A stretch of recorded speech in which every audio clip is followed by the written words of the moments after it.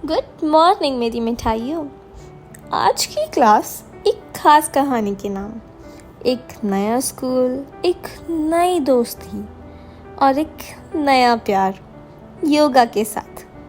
तो शुरू करते हैं चैप्टर 4, जीरो पीरियड का हीरो।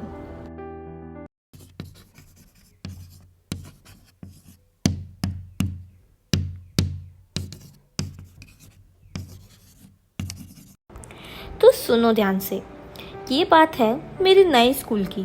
जब मैं अपने नए स्कूल में गई थी तब एक नया कॉन्सेप्ट इंट्रोड्यूस हुआ था, जीरो पीरियड।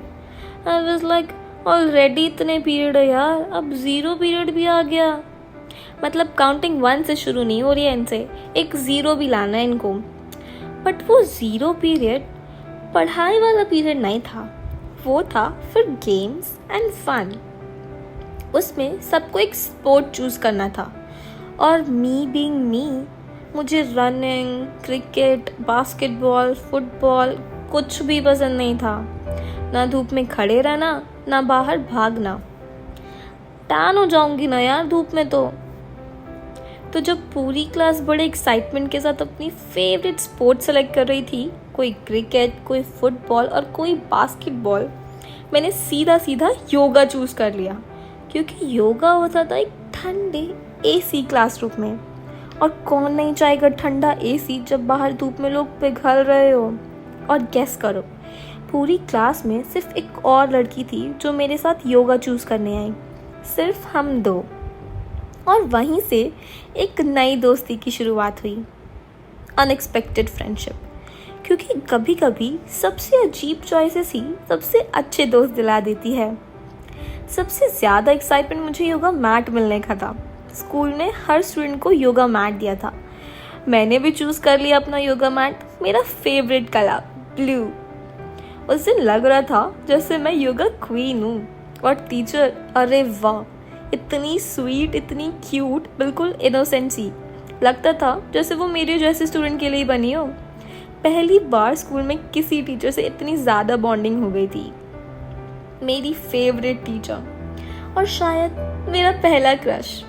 चिंता मत करो, फीमेल टीचर ही थी यार वो। और धीरे धीरे योगा मेरा पहला प्यार बन गया। मैं तो स्कूल सिर्फ जीरो पीरियड के लिए जाने लगी थी।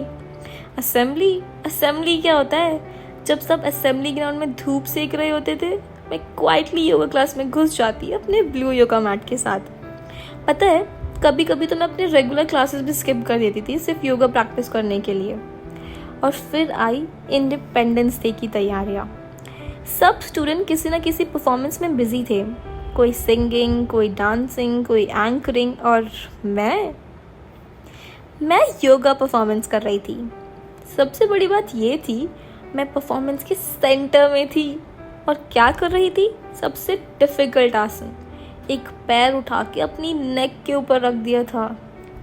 वाओ, पूरे स्कूल में सिर्फ मैंने ये आसन किया था। टीचर भी प्राउड थी, मैं भी प्राउड थी। सेंटर स्टेज का शाइनिंग स्टार मिस कैंडी। और प्रैक्टिस के दिनों में तो मैंने और भी क्लासेस स्किप कर दी थी सिर्फ योगा के लिए। मेरा ब्लू मैट, एसी रूम और मेरी प्यारी योगा टीचर, बस यही मेरे स्कूल का बेस्ट पार्ट बन गया था। और हाँ, स्लोली मैं भी योगा टीचर की फेवरेट स्टूडेंट बन गई थी। हर आसन के लिए पहले मुझे ही बुलाया जाता था, जैसे योगा क्लास का मिनी मॉनिटर बन गई थी मैं। देखा, कभी कभी जब सब एक तरफ भाग रहे होते हैं तो अपना अलग रास्ता चूज करना सबसे सही डिसीजन होता है। मुझे धूप से बचना था और योगा के रास्ते मेरी दोस्ती, मेरा कॉन्फिडेंस और मेरी फेवरेट टीचर मिल गई। तो मेरी मिठाइयों, याद रखना, अपना कंफर्ट जोन कभी कभी तुम्हें तुम्हारा पैशन दिखा देता है। तो आज की क्लास से हमने क्या सीखा? कभी कभी कंफर्ट जोन भी तुम्हारी नई चीज़ें सिखा सकता है। सबको फॉलो करने से अच्छा है अपने मन की सुनो। क्या पता तुम्हारा अपना रास्ता तुम्हें कुछ अनएक्सपेक्टेड खुशियाँ दे दे, जैसे मुझे मिली योगा, एक नई दोस्ती और एक प्यारी टीचर। अरे ओ, बेल बज गई। अरे रुको, अभी जाना नहीं है, पहले होमवर्क तो लिख लो यार। आज अपने दिल से एक ऐसी चीज़ चूज़ करो जो सबसे अलग हो। जो सब करते हैं वो मत करो, जो तुम सच में करना चाहते हो वो करो। चाहे वो पेंटिंग हो, स्टोरी लिखना या सिर्फ खुद के साथ टाइम बिताना। बस अपनी मर्जी वाली एक चीज़ करो और उस फीलिंग को एंजॉय करो। और हाँ, कल क्लास में अपने अलग वाला काम के बारे में मुझे ज़रूर बताना।